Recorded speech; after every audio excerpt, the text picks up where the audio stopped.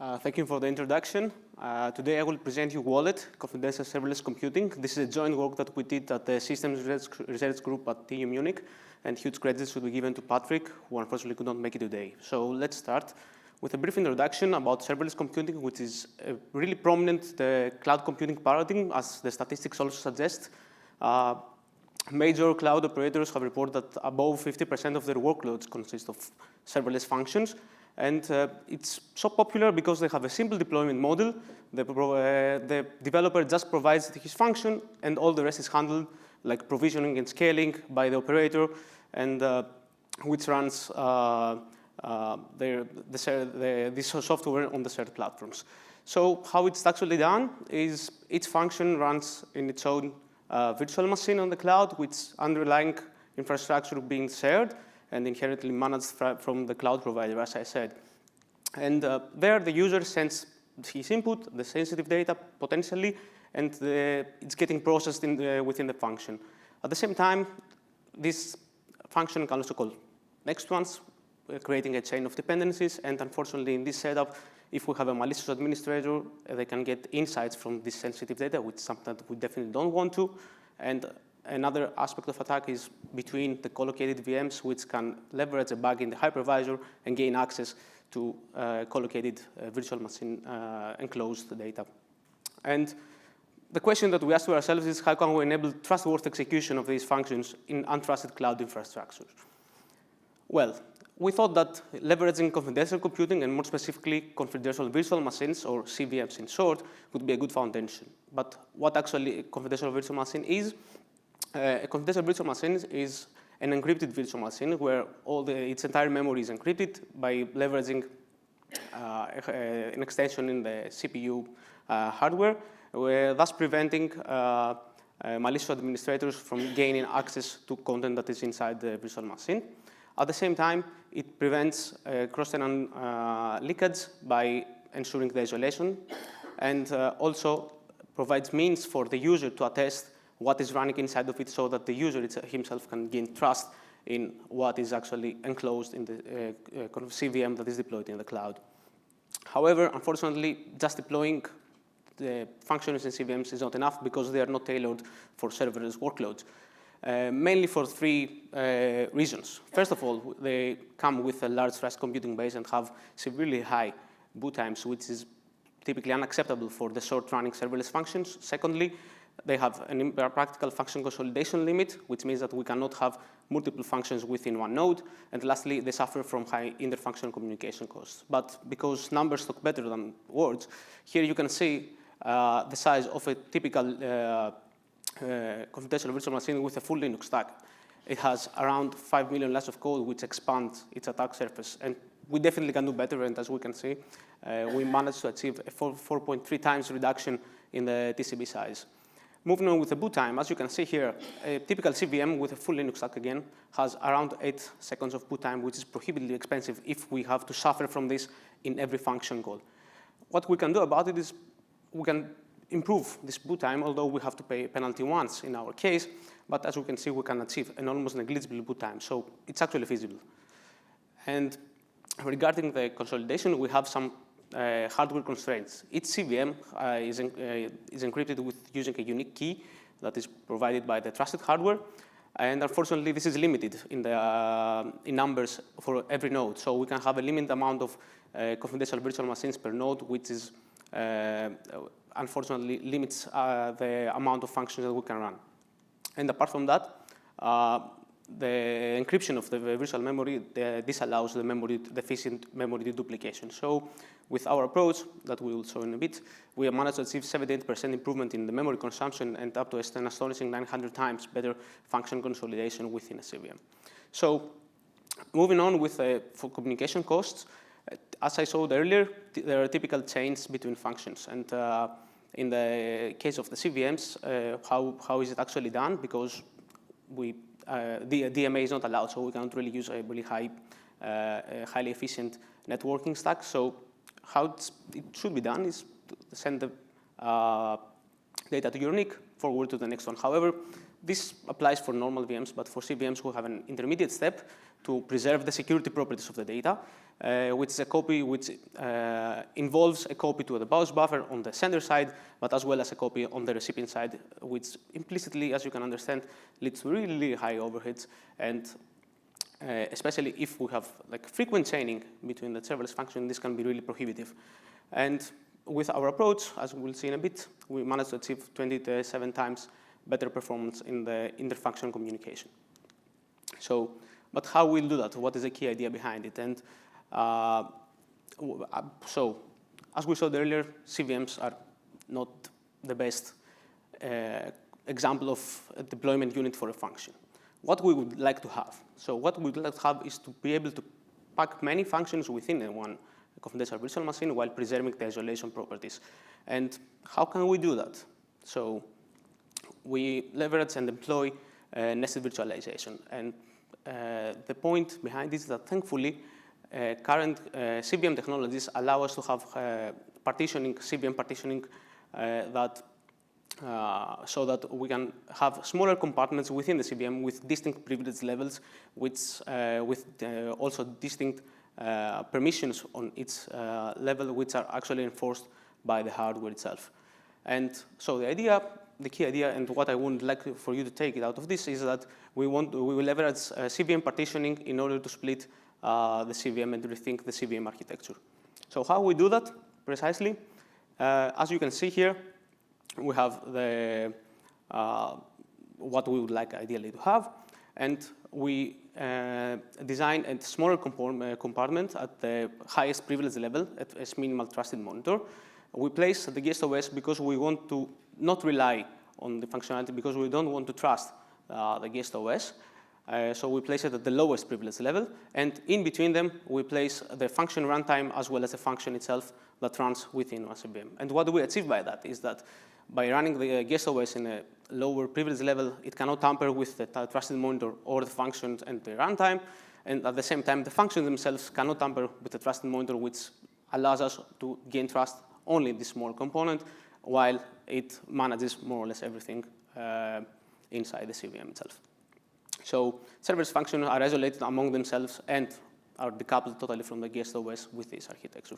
And to be a bit more precise, how we design Wallet with these principles is that, in general, we introduce trusted processes, and basically we have two different types of those. We have zygotes, which are templated images that include a minimal library OS and the basic runtime that a function needs to run. So these are basically templates for the functions, and the trustlets, so which are the execution units, which are based on a zygote, and include also the executable function code that should run. And in these trusted processes, as I said, our goal is to have multiple of those, and which are also isolated. So the trusted monitor is the one that manages the entire memory of these spawned processes, and a small hint from now that each process is spawned using a fork-like copyright mechanism. So in general, Wallet re-architects the internals of the CVM in order to serve all the requirements that serverless computing has. So how actually we deal with each of these challenges with this design? So to start with the trust computing base and boot times, so we only, as I said, we only rely on a minimal trusted component, the trusted monitor, which is responsible for the very basic performing the very basic operations like memory management and communication. This allows us to limit down the trust computing base. And for the boot time, we base, as I said, the zygotes on a LibOS, which is much faster to start up compared to a full-fledged Linux stack, for example. And the trustlets are being spawned from a zygote using copyright, which means that we don't have to copy pages over and over again and be able to share with them. So with these two approaches, we managed to get down the low TCB and the boot time.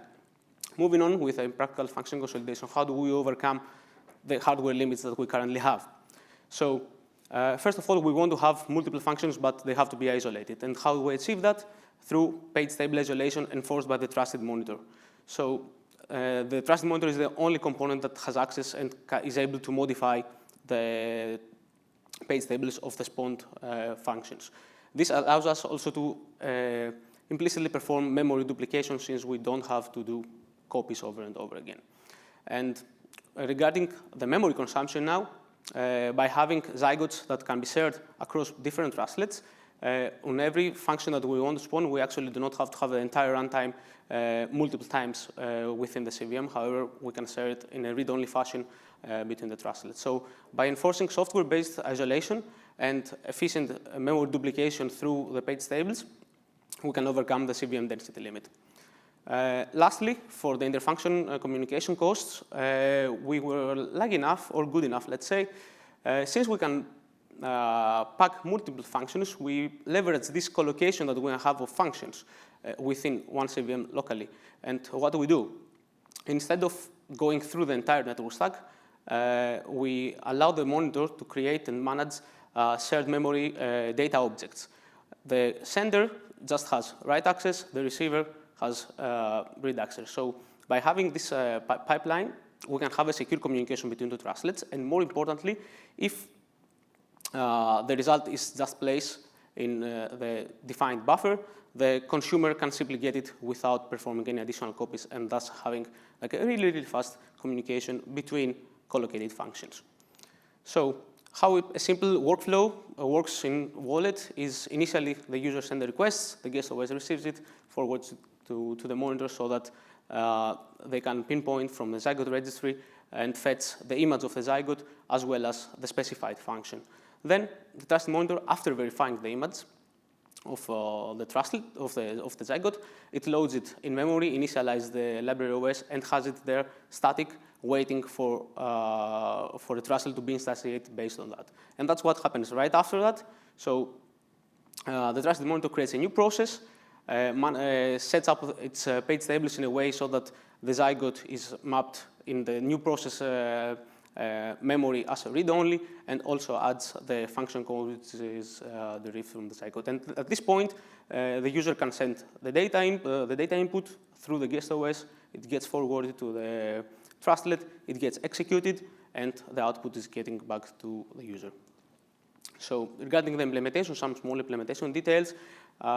Basically, our prototype for the trusted monitor extends the Coconut SVSM, which is a monitor for AMD SCV specific VMs, where we extend the monitor with API calls for the communication as well as for the privilege management inside the CVM.